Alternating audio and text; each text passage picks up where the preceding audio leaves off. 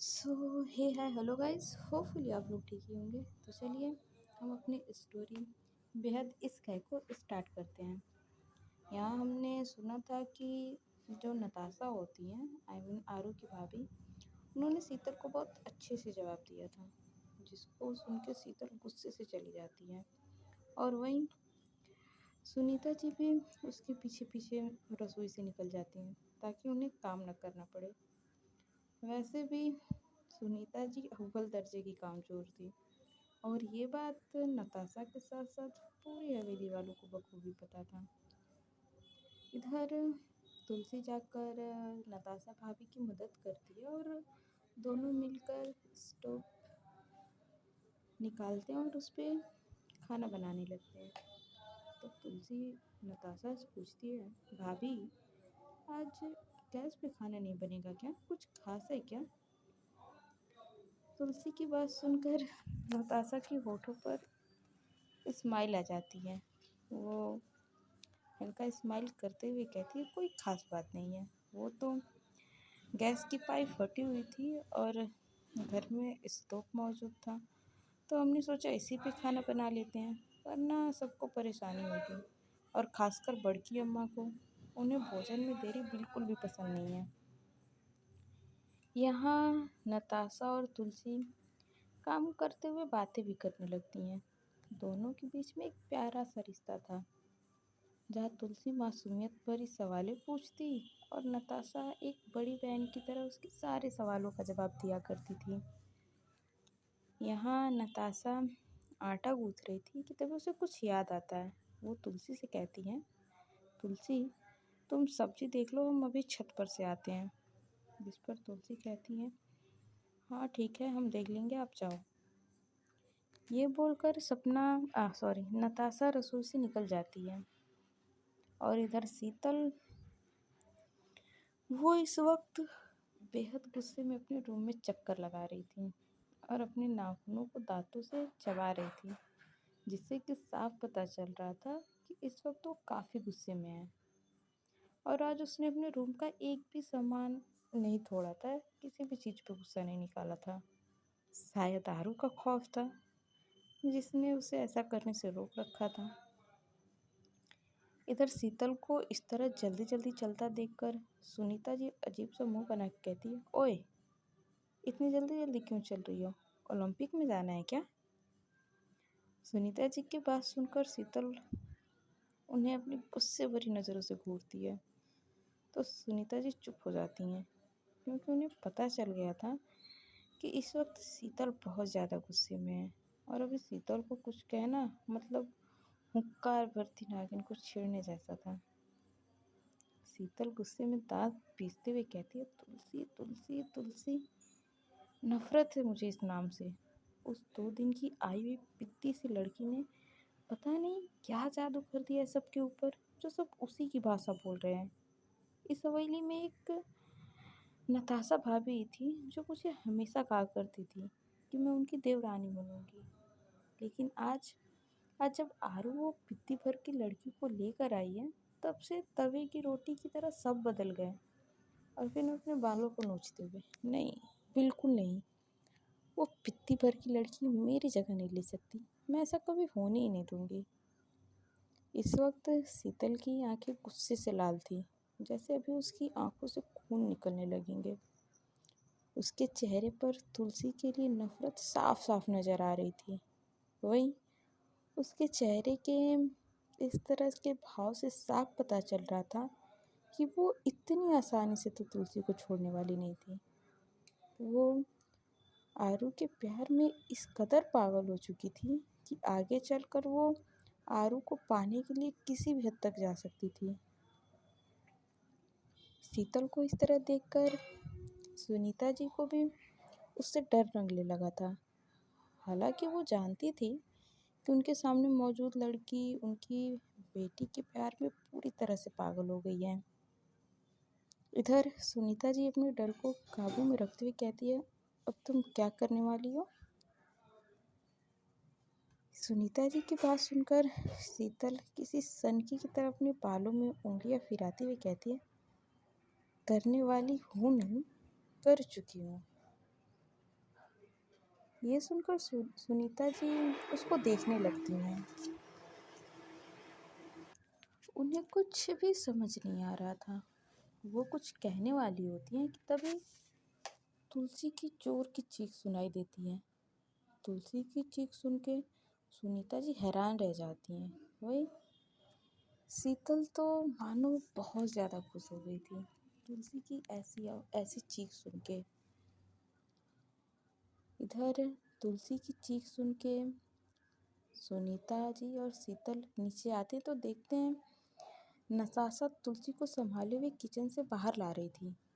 तुलसी का पूरा फेस आंसुओं से भीगा हुआ था और उसकी हथेली जल के लाल हो गई थी। तुलसी को ऐसी हालत में देखकर नताशा के चेहरे पर काफ़ी फिक्र नज़र आ रही थी। वही शीतल के होठों पर एक मुस्कान। तुलसी की ऐसी हालत देखकर सुनीता जी की आंखें हैरानी से बड़ी हो जाती हैं। वो एक नज़र शीतल को देखती हैं तो शीतल की होठों की मुस्कुराहट देखकर वो सारा मामला समझ गई थी। लेकिन उन्हें इस वक्त तुलसी के लिए बुरा लग रहा था। सुनीता जी फिक्र जताते हुए कहती हैं क्या हो गया इसे। जिस पर नताशा भाभी कुछ कहती कि तभी वहाँ से बड़की अम्मा आते हुए अपनी रौबदार आवाज़ में कहती हुए क्या हो रहा है यहाँ पे। और फिर तुलसी को देखकर और ये बच्ची रो क्यों रही है।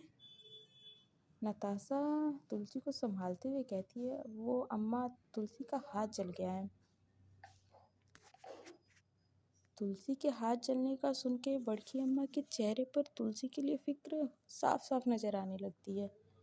वो तुलसी के सर पे हाथ फेर के कहती है रो मत बेटा अभी ठीक हो जाएगा। इस पर तुलसी रोते हुए कहती है बहुत दर्द हो रहा है। उन लोगों को तुलसी के लिए बुरा भी लग रहा था। आखिर तुलसी थी तो बस एक बच्ची। तुलसी को देखकर नताशा कहती है तुलसी तुम रो मत हम सभी इस पर अभी मलहम लगा देंगे देखना दर्द बिल्कुल चला जाएगा। नताशा जैसे ही जाने लगती है कि तभी आरू आती हुई नजर आती है और आरू को देखकर वो रुक जाती है। वो जब आरू की नज़र सब पे पड़ती है तो वो बोलती है क्या हुआ सब ऐसे झुंड बना के क्यों खड़े हैं भंडारा लगा है क्या। आरू की बात सुनकर किसी के मुंह से कोई भी आवाज़ नहीं निकलती है। उल्टा आरू को देखकर सबके चेहरे पर परेशानी की लकीरें उभर आती हैं। इधर आरू की नज़रें रोती हुई तुलसी पर जाती है। तुलसी को यूँ रोता देखकर उसकी आंखें कठोर सी हो जाती हैं। आरू गुस्से भरी आवाज़ में कहती है क्या हुआ रो क्यों रही हो किसी ने तुम्हें कुछ कहा है क्या। इतना कहकर वो अपनी जलती निगाहों से वहाँ मौजूद सुनीता जी को और शीतल को देखने लगती हैं। आरू की नज़रें खुद पे महसूस करके सुनीता जी अंदर तक काँप जाती हैं। भले ही वो आरू की माँ थी उन्होंने आरू को जन्म दिया था लेकिन उन्हें आरू से बहुत डर लगता था। आरू की गुस्से से भरी आवाज़ सुनकर जहाँ तुलसी भी डर गई थी वही शीतल बेफिक्री से कहती है कुछ नहीं हुआ है बस आपकी बीबी की नौटंकी चालू हो गई है। शीतल की बातें सुनकर नताशा गुस्से में कहती है ये तुम क्या कह रही हो शीतल दिख रहा है ना तुलसी का हाथ कितनी बुरी तरह से जला है और तुम इसे नौटंकी का नाम दे रही हो। जिस पर आरू बात काटते हुए कहती है कैसे जला हाथ। जिस पर नताशा धीरे से कहती है वो स्टोव फट गया था। नताशा का जवाब सुनते ही आरू की आंखें गुस्से से लाल हो जाती हैं। वो खुद से ही बोलती है साला जब गैस है घर में तो तुम लोग स्टोव पर कर ही क्या रहे थे आरती उतार रहे थे क्या उसकी। जिस पर तुलसी सिसकते हुए कहती है गैस खत्म हो गया था इसलिए। बाकी के शब्द उसके मुंह में ही रह जाते हैं क्योंकि आरू इस वक्त उसे बुरी तरह से घूर रही थी जिससे कि तुलसी की हिम्मत नहीं होती है कि वो आगे कुछ कह सके। इधर आरू आगे बढ़ती है और झट से तुलसी को अपने गोद में उठा के वहाँ से निकल जाती है। आरू तुलसी को गोद में उठाए रूम में आती है और उसे ले जाकर बेड पे बिठा देती है।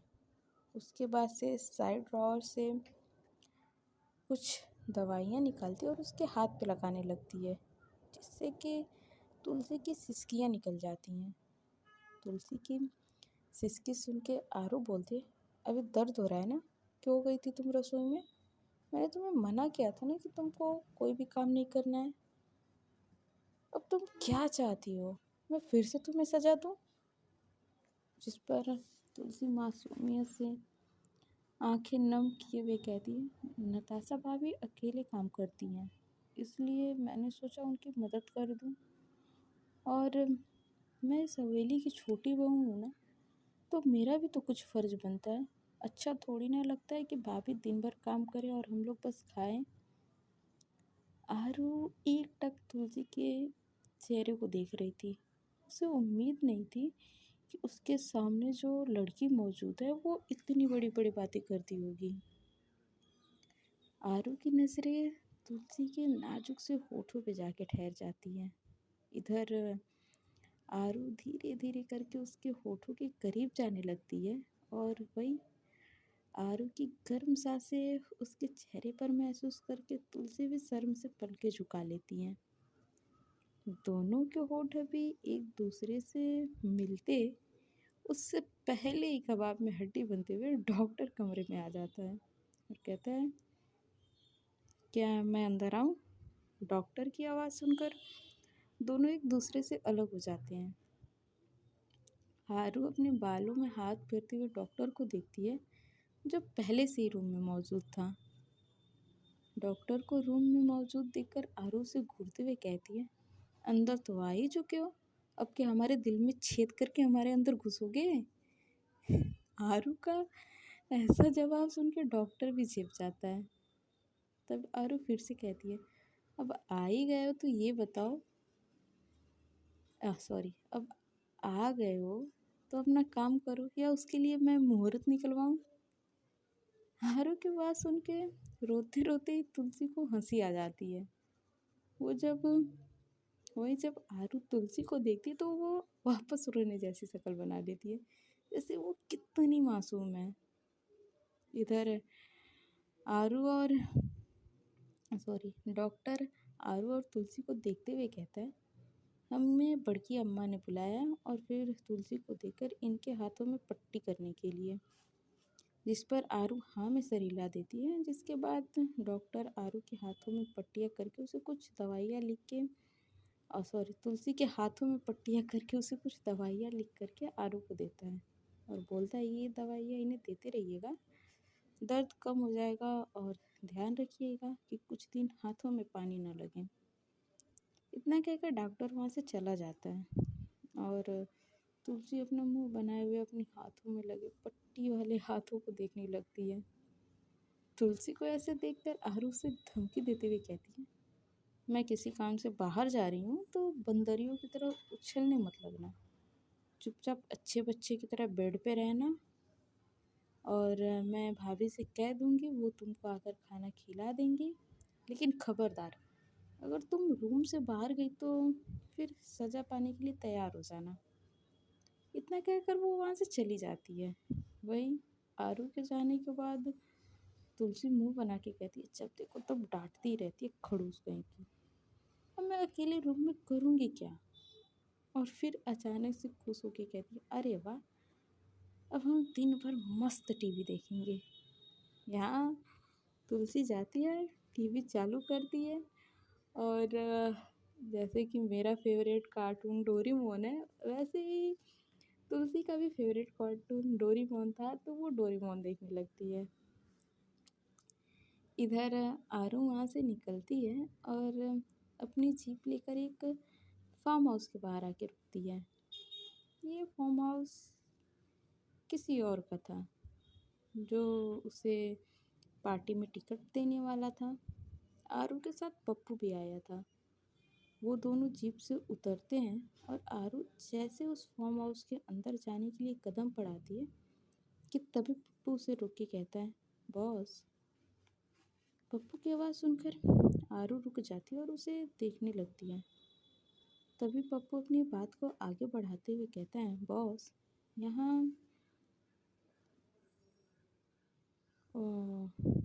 आपके दुश्मन के भी लोग आए हैं और आप तो जानती हो ना उन्हें।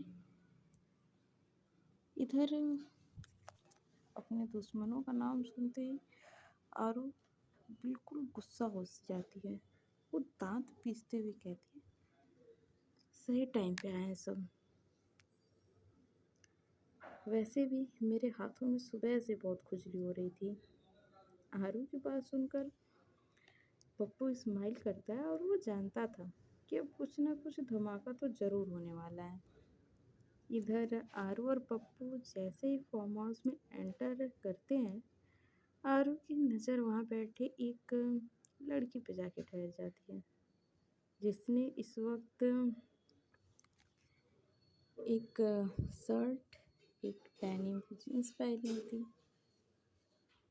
और फेस पे बहुत सारा मेकअप। ये कोई और नहीं था बल्कि एक दूसरी गैंग की मेंबर थी, मीरा। और मीरा और आरू में पहले से ही टक्कर चलता था। मीरा आरू को ये दोनों एक दूसरे को स्कूल टाइम से ही जानते थे। यहाँ तक कि मीरा को जो लड़की पसंद आ जाती थी वो उस लड़की को छोड़ती नहीं थी, जिसके चलते वो कई बार जेल भी जा चुकी थी। लेकिन उसे हमेशा कोई ना कोई छुड़ा ही लेता था। एक तरह से कहा जाए तो उसे छुड़ाने वाला कोई और नहीं, शिवराज राठौर था, जिसके चलते मीरा बिंदास गैर कानूनी काम करती थी। लेकिन आरू से इसकी पर्सनली दुश्मनी भी है, क्योंकि मीरा का सपना है कि वो आरू को हरा दे, जो कि मुमकिन नहीं था।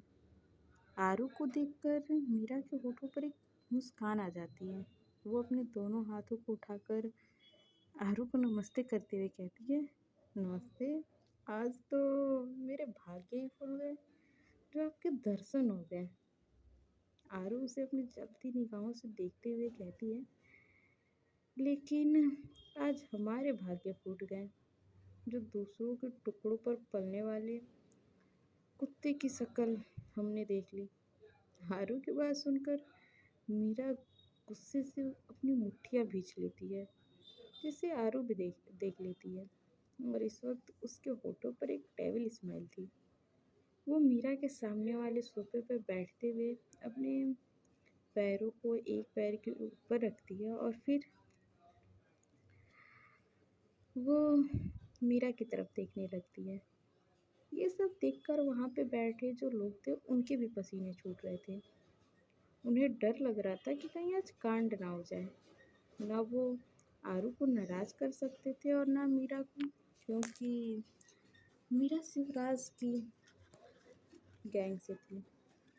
यहाँ आरू अपनी नज़र वहाँ बैठे लोगों पर डालती है और फिर बोलती है, क्या बात है?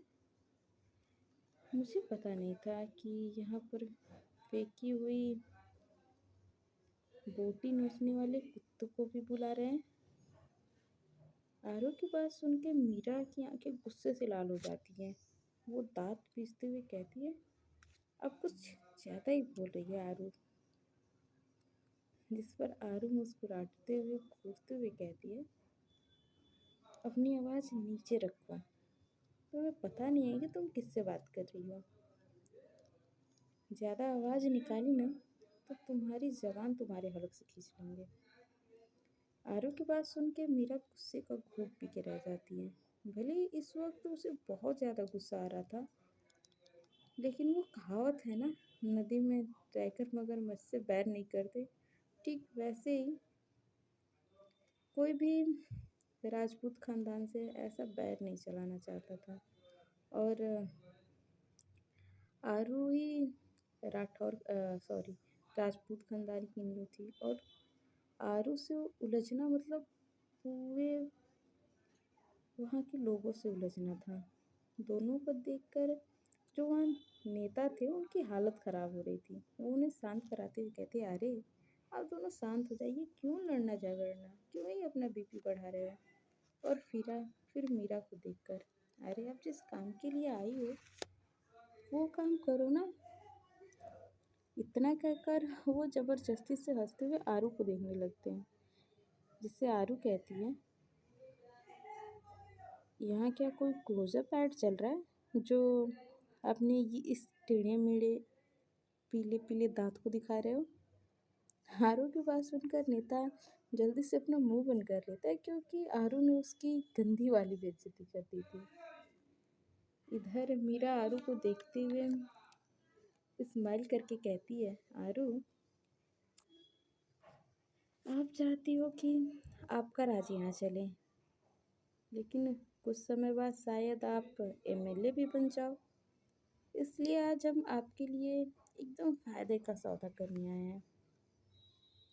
जिस पर आरू उसे देखकर मुस्कुराती और बोलती है, तुम मेरे साथ सौदा करोगी? मेरे साथ? आरू सिंह राजपूत के साथ? और फिर पप्पू को देखकर हंसते हुए, सुना पप्पू, ये मेरे साथ सौदा करेगी जो खुद दूसरों के टुकड़ों पर पल रही है। इस वक्त आरू की बातों से साफ साफ पता चल रहा था कि वो मीरा का मजाक उड़ा रही है। आरू को यूँ खुद का मजाक उड़ाता देखकर मीरा हल्का सा मुस्कुरा के से कहती है, सौदा का सौदा क्या है ये तो सुन लीजिए। आपको इसमें हमारा साथ देने में पूरे 50% मिलेंगे। आरू की आंखें अब कठोर हो गई थी। वो रूखे और रफ्तार तरीके से कहती है, ऐसा कौन सा सौदा है जिसके लिए तुम मुझे 50% देने को तैयार हो? कोई लॉटरी लग गई है क्या तुम्हारी? जिस पर मीरा मुस्कुरा कर कहती है, पहले सुन तो लीजिए आरू साहब, मैं यहाँ लड़कियों का धंधा करना चाहती हूँ। यहाँ की लड़कियों को दूसरे देश में बेचना चाहती हूँ और उन्हें बेचकर हमें करोड़ों का फ़ायदा होगा। माल हो जाएंगे हम लोग। और लड़कियाँ भी वैसी ऐसी नहीं, कुंवारी लड़कियाँ होंगी जो 18 तक की हों, जिन्हें अब तक किसी ने भी न छुआ हो।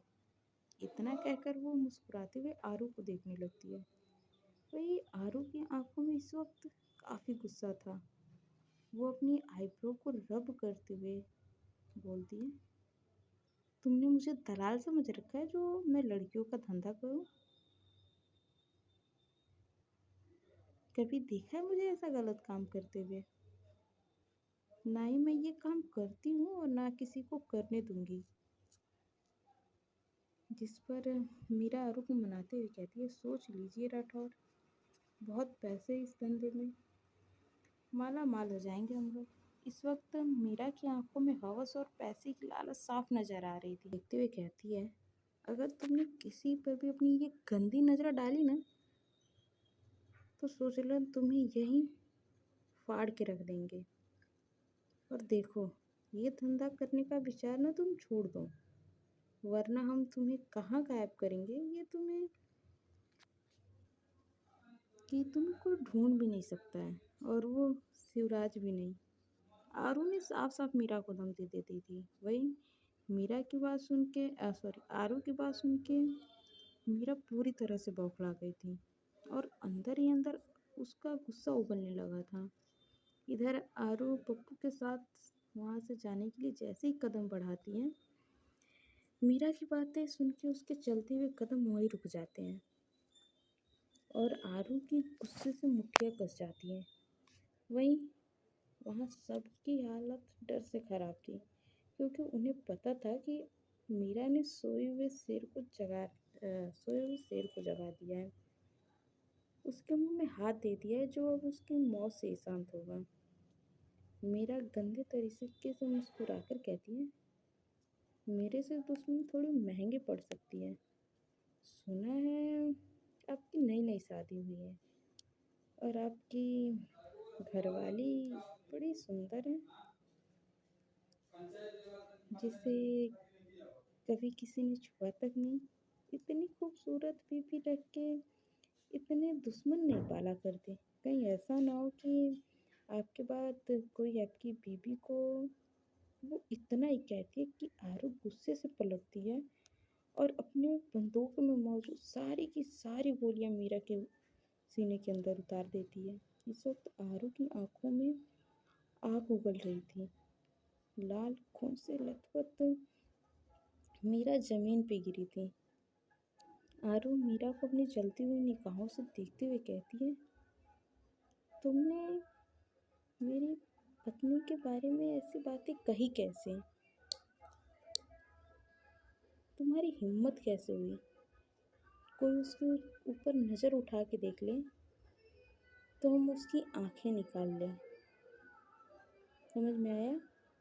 इतना कहकर वो वहाँ पे सबको अपनी जलती हुई निगाहों से घूरते हुए चली जाती है।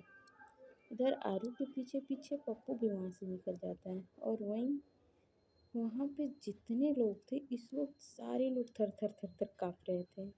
उनकी हालत ख़राब हुई पड़ी थी। सो फ्रेंड्स, आज के पार्ट में बस इतना ही। मिलते हैं नेक्स्ट पार्ट में और जानते हैं कि आने वाले पार्ट में क्या होता है। तब तक के लिए bye bye, tata, take care.